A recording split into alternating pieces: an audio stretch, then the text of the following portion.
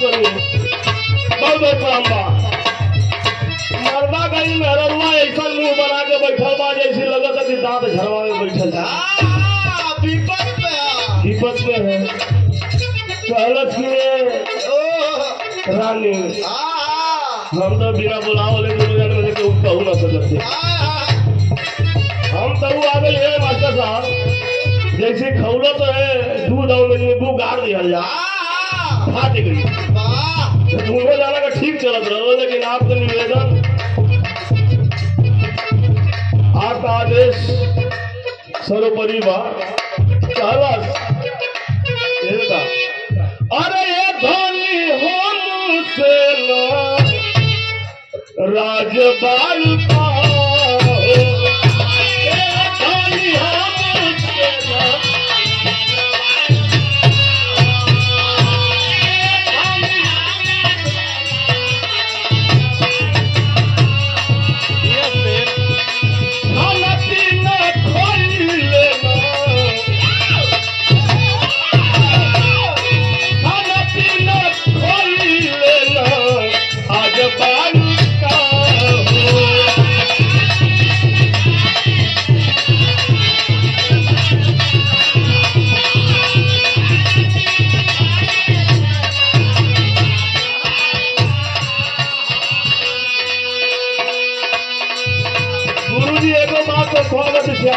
माफी जाओ जेवनी दोनों जानी में चलो वाला मामला नखला कर हल्का ले बेटा।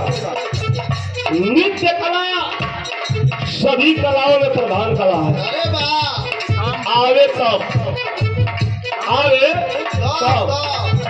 और ना आवे तो कहे कि हम बुरे में खोट हम यदुवंश के हंस मुरली मनोहर कन्हैया के हम वंशज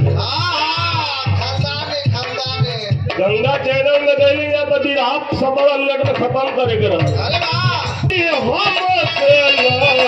राजपाल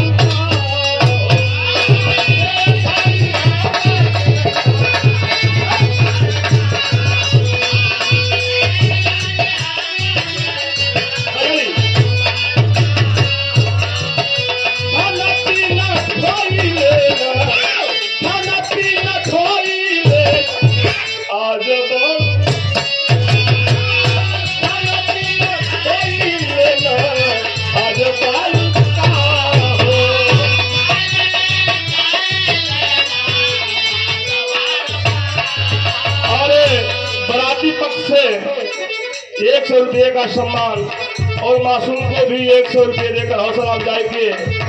माता रानी हर मनोकामना के पूर्ण करें। उपस्थित सभी श्रोता बंधुओं के कई स्वर में सलाम बा। अच्छा ही बताइए राजपाल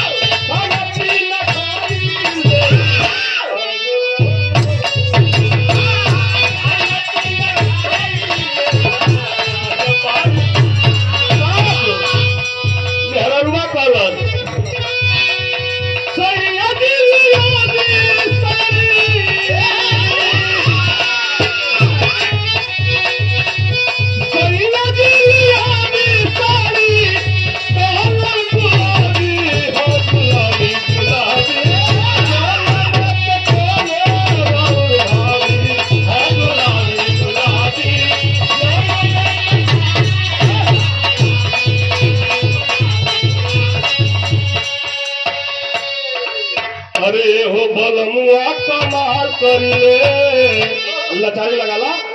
अरे हो बलमुआ